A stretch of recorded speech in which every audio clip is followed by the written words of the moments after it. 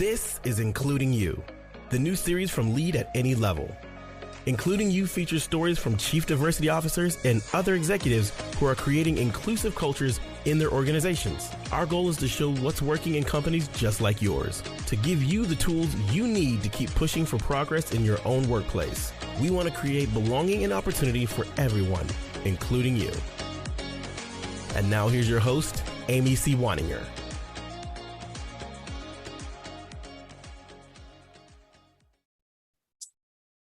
Welcome back to Including You. I'm your host, Amy C. Waninger, the Inclusion Catalyst. My guest today is Dr. Randal Pinkett. He is the co-founder, chairman, and CEO of BCT Partners, which is on a mission to harness the power of diversity, insights, and innovation to transform lives, accelerate equity, and create lasting change.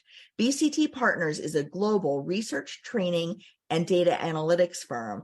But the way I met Dr. Pinkett is through his book, Data-Driven DEI.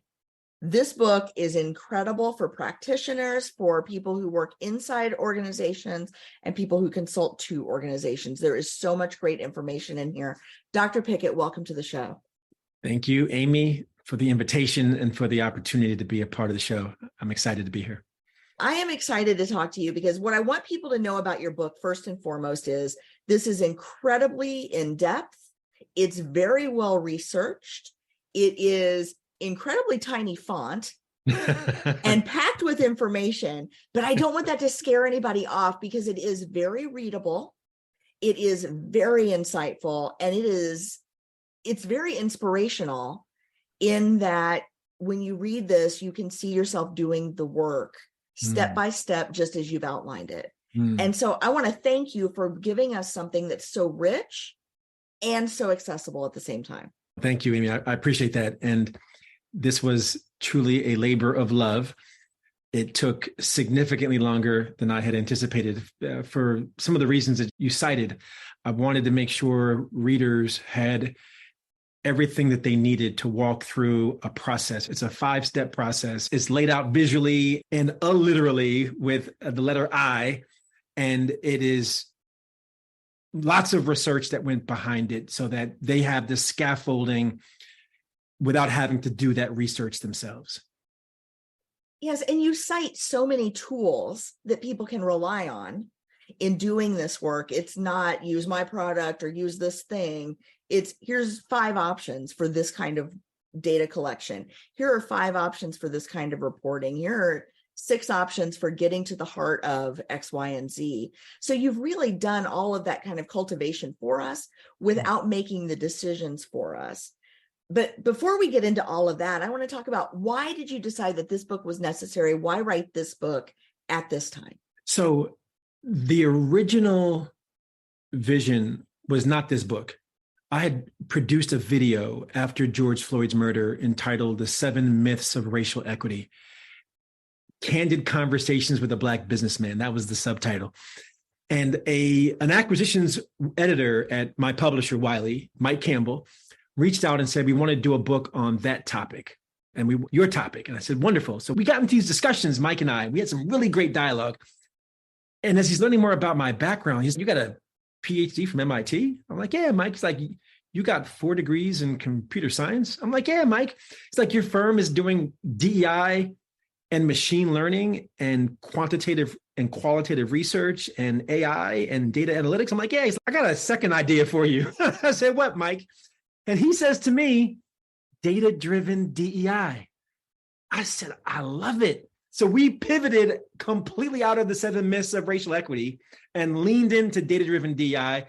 And of course, we looked out into the marketplace. There was nothing out there on this topic. Lots of articles and discussions, but there is no authoritative resource that walks you through how to use data to drive every step of the DEI life cycle. And that's what data-driven DEI was designed to be. The last gift Mike gave me was, this book should not be geared just for DEI leaders and champions and executives.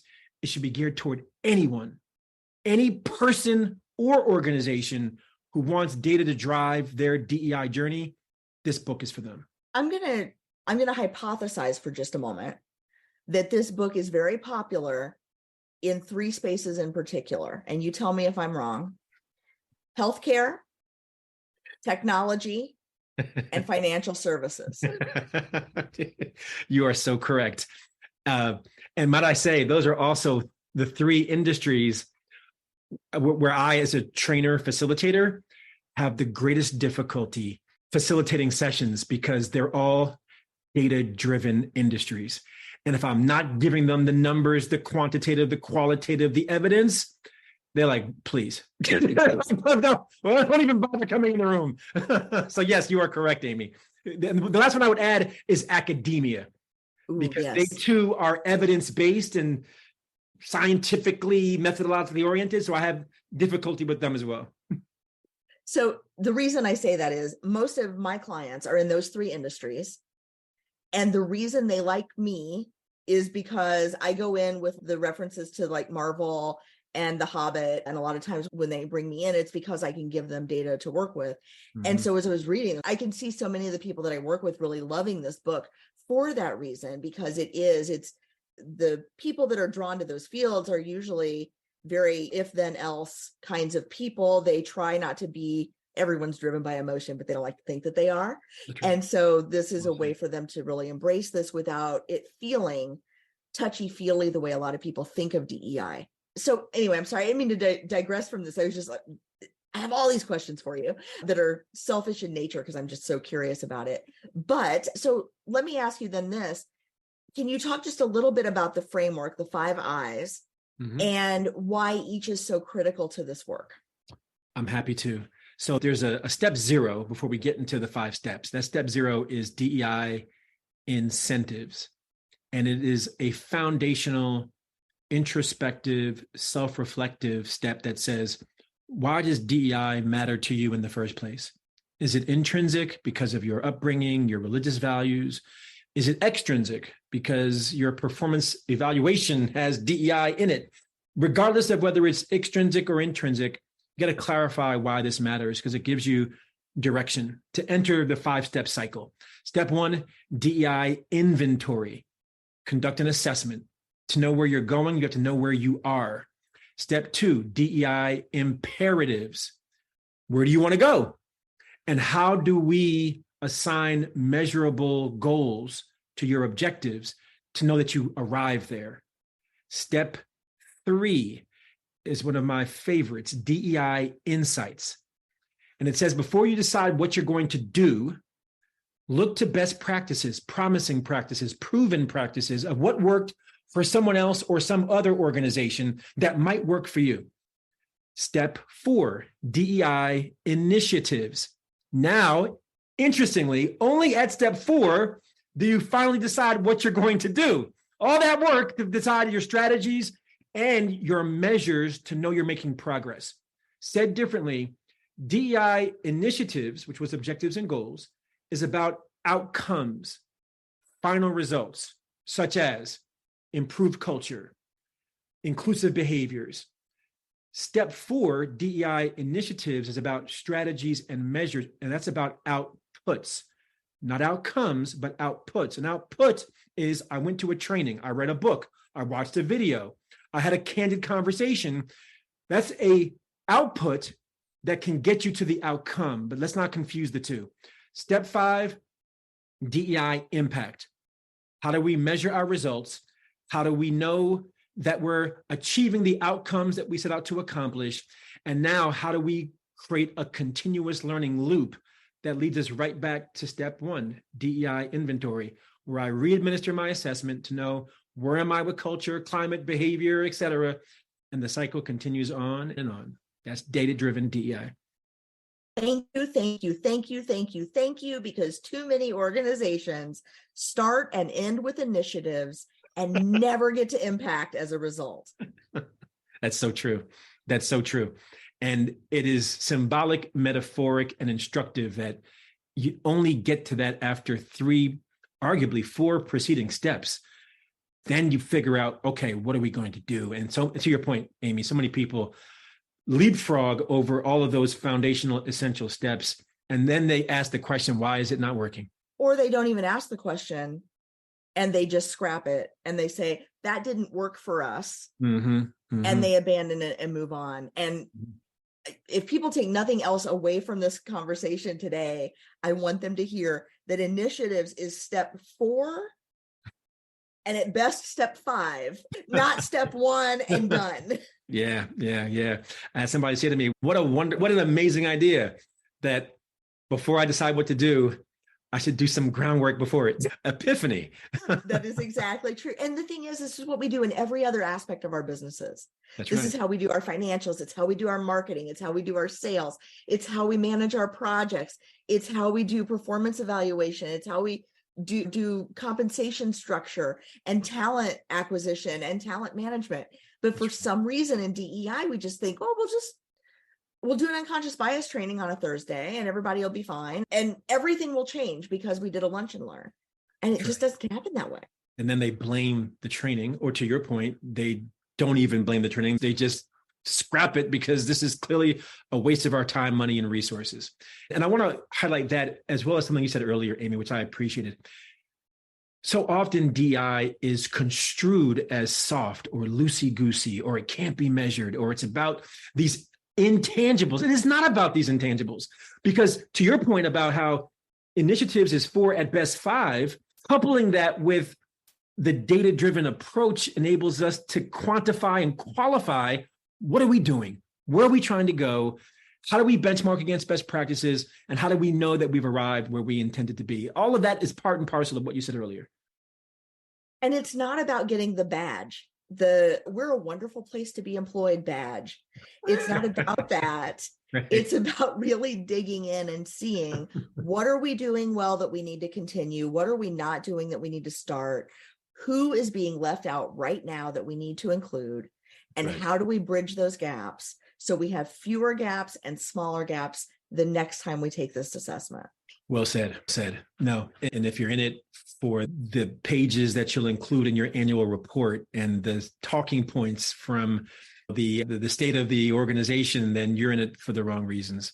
It has to be about, as you said very eloquently, how do we make certain that people are experiencing our organization in a way that is inclusive, they feel like they belong, and they're being able to bring and be their best self. And then as an organization, we can bring and be our best self. Because people can only do their best work if they can show up fully. You don't get innovation if people are afraid. You don't hear about the problems before they become a catastrophe if right. people are afraid to speak up. That's right. You don't have people going out on a limb for you, doing the discretionary effort that gets you from good to great. There are so many pieces that people will hold back. And it's interesting, and I know we're getting off the topic of the book just a little bit, but it's interesting to me that we used to hear all the time from leaders, I shouldn't have to thank people, I give them a paycheck. I'm sure you've heard that in your work. Why do I have to thank them? And then what happens? We have the pandemic, and now employers are saying, oh, people are quiet quitting and we can't have that because now they're not doing anything extra. And how do you have it both ways where you're not going to give them anything extra like appreciation, recognition, opportunity because their paycheck is sufficient for the job that they're doing, but you want them to do more of the job than they're getting paid for? Have it both ways. Can't. One of my colleagues, David Hunt, often says, while leaders are often worried about those who quit and leave, they should be worried about those who quit and stay, who are disengaged, feeling disempowered, and therefore are creating disadvantages all throughout your culture. So you make a great point. If we are not attendant to these matters, that people want to feel honored, they want to feel like their voices matter, like their contributions make a difference, and you think this is about a transaction and a paycheck, they will transact themselves someplace else. And I will give you another it creates dysfunction in the organization when that happens. That's a good one. Because what happens is people, then they start jockeying for position. They start, there becomes a lot of infighting and finger pointing and blaming, and the work doesn't get done because there's so much drama and there's so much tension around it. But the beautiful thing about this is you don't have to wait to feel all of that, because with your book, you can measure right now what's happening. That's right. And then take all the steps to prevent it. So let's talk a little bit about what can be measured. let's say in the imperatives phase of this process, because I think sometimes people think, okay, I can do a culture assessment. I can do the smile sheets at the end of the training. Did everybody like the training? Which is the wrong thing to measure with diversity and inclusion training. Let's be clear about that. But what are some of the kind of the measures and metrics that when you put them into the book, you thought, man, that's going to surprise some people? It's a good question. I think what surprised people is making clear, the difference between outcomes and outputs, which we discussed a moment ago, but also the difference between disparities and inequities. So a disparity is a difference. So if doctors make a certain amount of money and nurses make a certain amount of money, that's a disparity, but it's expected. A disparity is almost an expected difference. An inequity is if I have two nurses with the same years of experience, same location, same job, same level, same tenure, and one is making more, the other was making less. An inequity implies something is unfair, something's wrong. I need to dig deeper into that. And I think we often confuse disparities with inequities. Disparity is acceptable, all things considered. Inequity is not. And when we talk about the D, the E, and the I, for measuring the D, we know that's about representation. For measuring the I, we know that's about culture and climate and how people are experiencing it. But for the E, before George Floyd's murder, we talked mostly about D and I. Now we're talking about DEI. And I think we're still maturing what we mean by the E from a data-driven perspective. What we mean is identifying inequities, not disparities, but inequities, and closing the gap on those inequities, pay inequities, advancement inequities. The list goes on. But only if you have a data-driven approach can you even know what inequities exist. Like, you can't approach that happenstance. You have to do the work. Absolutely. And all three of those components work together to improve one another as each improves. That's right. As you improve inclusion, you're going to improve diversity, because people who feel included are going to bring their friends. We know that. Mm-hmm. If you improve inclusion and you improve diversity and you improve equity, it creates a virtuous cycle where more people feel more engaged, more people feel like they're being heard, they're being treated fairly, to use your word. And this is where organizations can make huge gains in terms of their investment into diversity, equity, and inclusion, because people then are feeling the results, not just seeing them in the annual report. That's right. That's exactly right. And some would argue that at the intersection of diversity, equity, and inclusion is belonging. That the gold standard is not employee engagement. That's the old school now. And all the arguments we made about employee engagement and productivity and discretionary effort, which you cited earlier, now it's diversity, equity, inclusion, and belonging that says if you can help people or create an environment where people feel included and that they belong, now you're getting the innovation, you're getting the creativity, you're getting all the benefits of what people bring to the table. But you got to know and understand, not on average where everybody is. You got to disaggregate that to know where each subgroup, subpopulation, location, level, identifiers, you got to slice and dice it to know what are all those differentiating experiences. Some would call it intersectional lens on your data. Only then can you develop strategies that are targeted to address those groups that are not having a good experience, that are not feeling included, don't feel like they belong. Yes, because it's in the details. It's in the slices. It's in the pivot tables. That's where you're going to see the disparities, and then you'll know if you have inequities. That's right. That's exactly right. And I think one of the books I cite in the book is called The End of Average.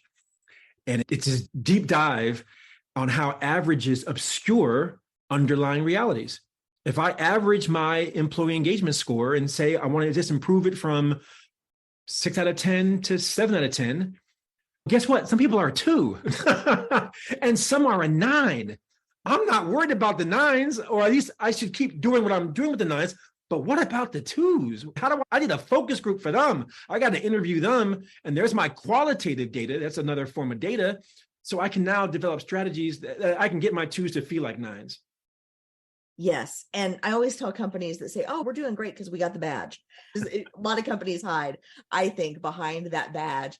And I say, that's great. But if you've got 1,000 employees and you've got an 80% engagement rate, but you've got 800 white employees and 200 Black and brown employees, your 80% engagement rate may be entirely across race lines. Mm-hmm. And do you even know that? Are Right. you digging in, or did you say 80%? We're done. That's right. That's right. That's right. I call it the illusion of inclusion. Yes. Because unless you dig in, you don't really know what's going on. And that's a data metaphorical equivalent of what their lived experience is, meaning I don't feel like anyone recognizes that I'm a 2. No one is really speaking to what's being done to get me off of being a 2. And quite frankly, if I remain at a 2, I'm going to go someplace else that makes me feel like a 9.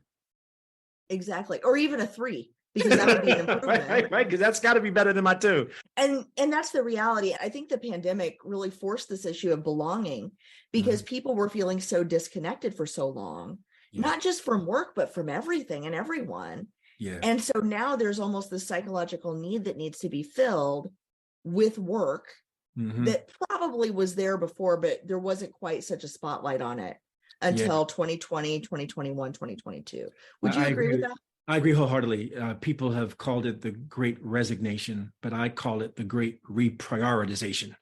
I think the pandemic brought to a crossroads what were and should be deeper, more fundamental questions that we wrestle with about meaning, about purpose, about purposefulness, and how the intersection of work life and home life, I don't want to say collided, although I'm sure for some parents it probably felt like it collided, but the lines became much more blurry.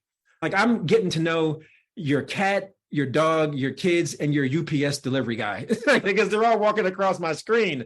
And as a leader in an organization, the old school was, I don't really care about what's happening in your home life. I need to get the job done. But the new school post-pandemic world says, I have to understand what's happening in your home life, because your home life very invariably is probably your work life.